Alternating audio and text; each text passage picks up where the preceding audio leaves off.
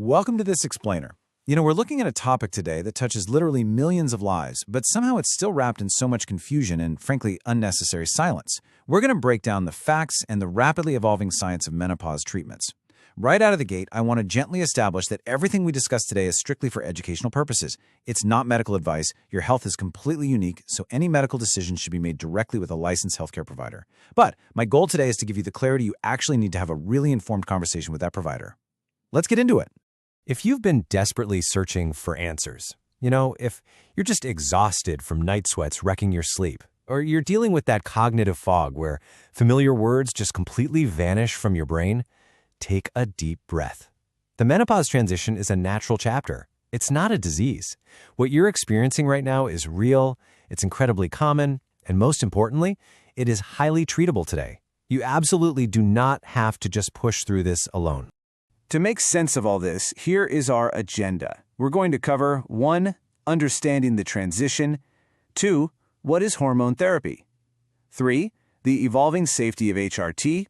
4. Non-hormonal options. 5. The modern care pathway. And finally, 6. Next steps and disclaimers. Okay, Section 1, Understanding the transition. Perimenopause versus menopause. Identifying exactly where you are in this biological timeline is really the foundation for finding the right care. And honestly, I was surprised to learn that these two terms get used interchangeably all the time, because they actually mean very different things. Perimenopause is the transition leading up to the main event. It's a prolonged period of fluctuation. It can start in your early to mid-40s, sometimes even your late 30s. Your ovaries are producing estrogen a lot less predictably, which is exactly why your symptoms can feel so incredibly erratic. You're still having periods, but they might be all over the place. Menopause, on the other hand, is defined as a specific moment in time, literally, precisely 12 consecutive months without a menstrual period. In the US, the average age for that exact moment is around 51 or 52. Because perimenopause is defined by wild fluctuation rather than just a steady decline, a lot of people are completely shocked to learn that their sudden mood swings or sleep issues at age 44 could actually be hormonal. So, what do these hormonal fluctuations actually feel like? Well, symptoms vary wildly from person to person. Some people barely notice the transition, while others find it, genuinely disruptive to their everyday lives. And both of those experiences are completely normal. Physically, you might encounter vasomotor symptoms, which is really just the fancy clinical term for hot flashes and night sweats. And those sweats naturally lead right into our next symptom, sleep disruption. When you aren't sleeping well, it's no wonder you might experience mood changes like anxiety or irritability, or that frustrating cognitive fog where you literally lose words mid-sentence. Finally, there are genitourinary symptoms, which include things like vaginal dryness, discomfort during sex, and recurrent UTIs. I absolutely love this quote from our source material. Menopause is not the end of feeling well. It is a chapter that, with the right support, many people move through with their energy, sleep, and confidence intact. That is such an empowering thought, isn't it? It reminds us that while the physical transition can be incredibly tough, struggling through it in silence and just accepting discomfort as your new normal is simply no longer your only option. Moving on to Section 2, What is hormone therapy, or HRT? We hear the acronym HRT thrown around a lot, but what is it really? Hormone therapy, often called HRT or MHT, is a medical treatment that simply replaces some of the estrogen and, when needed, progesterone that your body naturally makes less of during and after menopause. Currently, the evidence shows it's the absolute most effective treatment available for hot flashes and night sweats. It also helps significantly with those vaginal symptoms we just talked about. And it's highly effective at protecting your long-term bone density.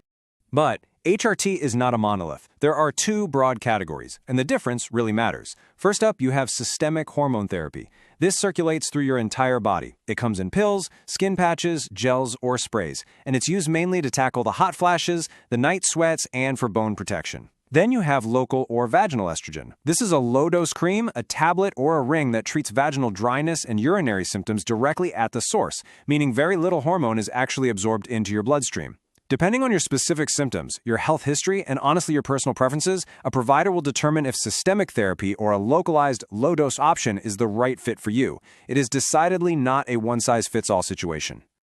All right, Section 3, the evolving safety of HRT. And this brings us to a really complex, 2-decade scientific journey. Is HRT actually safe?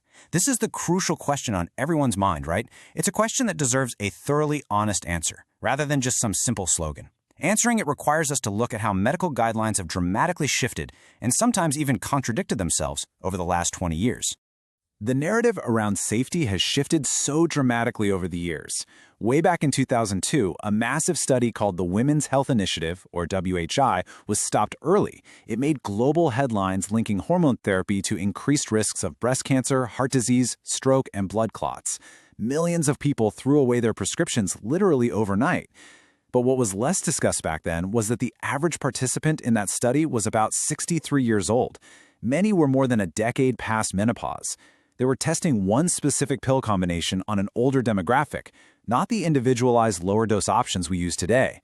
So over the years following, researchers really dug into and re-examined this data, and a critical nuance emerged. And this leads us all the way to a landmark regulatory update in November 2025. So the crucial point here is what researchers call the timing hypothesis, or basically the window of opportunity. The modern data suggests that when hormone therapy is started within about 10 years of menopause onset or before age 60, the benefit to risk profile tends to be much more favorable, particularly for cardiovascular health, compared to starting it many years later.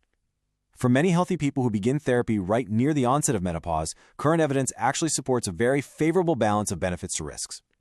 This modern understanding culminated in a very significant development. On November 10, 2025, the U.S. Food and Drug Administration announced it was initiating the removal of the prominent boxed warning, the infamous black box warning, from menopausal hormone therapy products containing estrogen.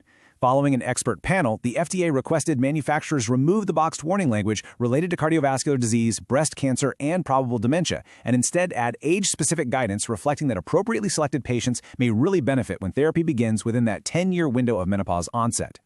However, and this is incredibly important, this does not mean hormone therapy is totally risk-free or right for everyone. The FDA was very clear that individualized medical guidance still matters immensely. Risks such as blood clots, stroke, and certain cancers are still very real, and they have to be weighed carefully. These risks can be much higher for people who start later in life, people who smoke, or folks who have specific health conditions like a history of liver disease or unexplained bleeding.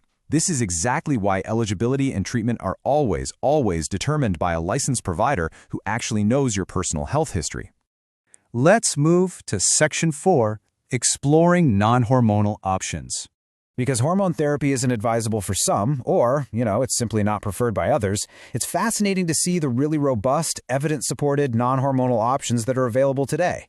Providers might suggest FDA-approved prescription medications specifically designed for hot flashes, like fezolinetant, or they might even utilize low-dose antidepressants like paroxetine or off-label options like gabapentin.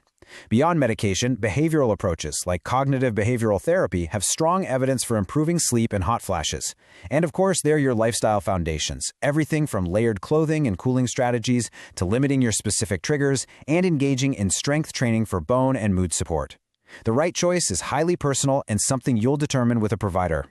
Which brings us to Section 5, the modern care pathway. Getting help no longer means waiting months and months for an in-person specialist appointment. As an example of how this works today, platforms like Orenwell utilize a rigorous, provider-led telehealth process. First, patients complete a confidential health questionnaire covering their symptoms and a detailed medical history. Then, a licensed U.S. provider reviews your intake to evaluate you safely and figure out if treatment is suitable. If they do prescribe a treatment, whether that's hormonal or non-hormonal, it's fulfilled by a licensed U.S. pharmacy and shipped directly to your door. And importantly, there are ongoing check-ins to adjust the care plan as your symptoms change. Listen, menopause care is not a set-it-and-forget-it kind of thing. Everything is consult-gated, meaning absolutely no treatment is dispensed without a proper clinical evaluation. When it comes to modern access, transparency is absolutely key. As an example of current accessibility, care on some of these platforms starts around $58 a month, with certain treatments like estradiol tablets running a similar amount when billed on a 3-month supply. But please remember, finding the right approach takes a little time.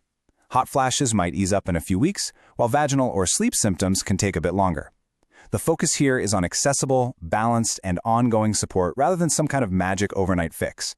And finally, Section 6, Next Steps and Important Disclaimers. As we wrap up this explainer, please keep in mind that this is strictly for educational purposes. It's not medical advice, and it is definitely not a substitute for professional diagnosis or treatment.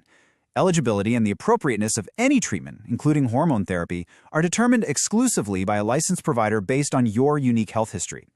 Hormone therapy has real benefits, but it also has real risks.